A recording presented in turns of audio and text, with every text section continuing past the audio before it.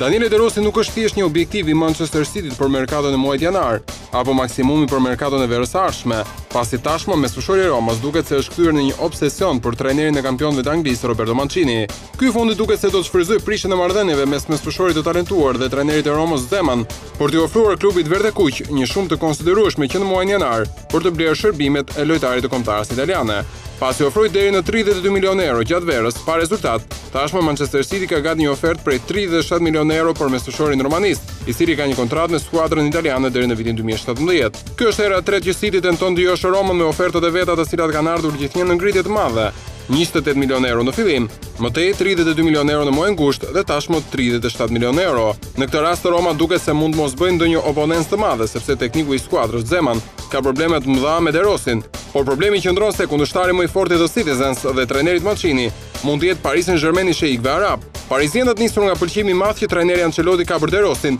kanë bërë një deklaratë publike ku kanë ftuar mesfushorin të shkojnë në Paris në muajin janar, kështu që me hapjen e merkatos mund kemi një betejë shejikësh për blerjen e Daniele De Rossit.